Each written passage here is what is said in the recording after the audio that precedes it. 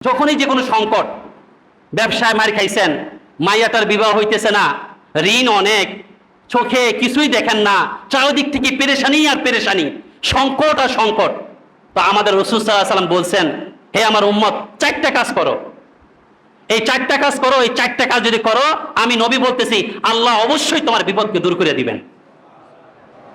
এর মধ্যে প্রথম নাম্বার হলো ইস্তেগফার। বলেন ভাই, ইস্তেগফার। قال رسول الله صلى الله عليه وسلم من لزم الاستغفار يجعل له من كل ضيق مخرجا ومن كل هم فرجا ويرزقه من حيث لا يحتسب।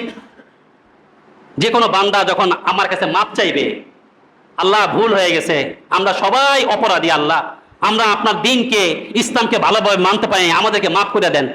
আল্লাহ রাসূল সাল্লাল্লাহু আলাইহি ওয়াসাল্লাম বলেন, অবশ্যই অবশ্যই সকল সংকট থেকে আল্লাহ তাদেরকে উদ্ধার করে দিবেন।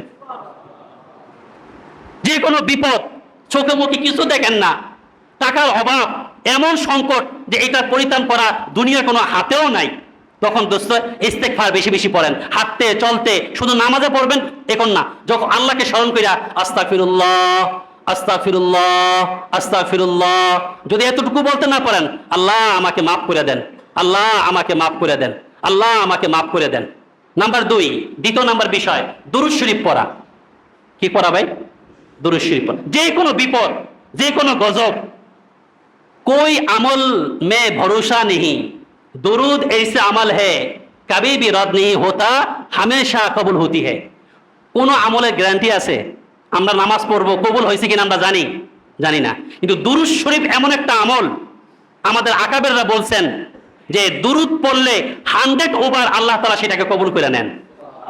কারণ আল্লাহর রাসূলের উপরে, রাসূলের বলে কথা, রসুলকে তো আল্লাহ পাক বড় পেয়ারা কইরা, বড় রহমত দিয়া, বড় আপন কইরা বানাইছেন।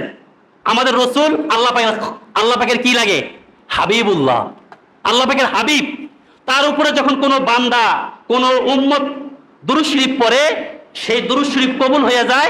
দুরূদ শরীফের লগে যেই বিপদ আপদের কথা বলে, সেটা থেকেও আল্লাহ সংকট দিয়ে দেন, উদ্ধার করে দেন। সেকেন্ড নাম্বার, বিপদ আপদ, গজব, টেনশন, ডিপ্রেশন যাই থাকুক না কেন, বেশি বেশি দুরূদ শরীফ পড়েন, দেখবেন হৃদয়ের ভিতরে আলাদা সাকিনা নাজিল হয়েছে। দ্বিতীয় নাম্বার। তৃতীয় নাম্বার, যে দোয়াটা আমরা অনেকেই জানি, যেটা কোরআন শরীফে আছে, আল্লাহ বলেছেন ওয়াকাযালিকা নুনজিল মুমিনিন লা ইলাহা ইল্লা আনতা সুবহানাকা ইন্নী কুনতু মিনাজ জালিমিন। দোয়ায়ে ইউনূস। এই দোয়াটা পড়া, আল্লাহ আপনি ছাড়া কেউ নাই, লা ইলাহা ইল্লা আনতা, লা ইলাহা ইল্লা আনতা ইন্নী কুনতু মিনাজ জালিমিন। আল্লাহ আমি জালেম, আল্লাহ আমি অপরাধী, আল্লাহ আমাকে মাফ করে দেন। আরেক রাওয়াতে এতটুকু আছে, চতুর্থ নাম্বার, ইয়া জাল জালালি ওয়াল ইকরাম, ইয়া জাল জালালি ওয়াল ইকরাম। তো কয়টা কথা হইলো ভাই? নাম্বার 1 ইস্তেগফার। বলেন সবাই ইস্তেগফার। যখনই টেনশন হয়, আল্লাহর ঘরে মসজিদে বসে বলতেছি, রাসূল সাল্লাল্লাহু আলাইহি ওয়াসাল্লাম বলছেন ভাই, রাসূল তো চির সত্যবাদী, মুখটা হয়তো আমার মুখ দিয়ে বের হইতেছে, কিন্তু কথা তো রসুলের। রাসূল সাল্লাল্লাহু আলাইহি ওয়াসাল্লাম বলেন 1 নাম্বার ইস্তেগফার, নাম্বার 2 দুরূদ শরীফ, নাম্বার 3 দোয়া ইউনূস লা ইলাহা ইল্লা আনতা সুবহানাকা ইন্নী কুনতু মিনাজ জালিমিন, নাম্বার 4 ইয়া জাল জালালি ওয়াল ইকরাম। আল্লাহ তাআলা আমাদেরকে সকল বিপদ আপদ গজব থেকে এই বাংলার জমিনকে আল্লাহ পাক মুক্ত রাখেন।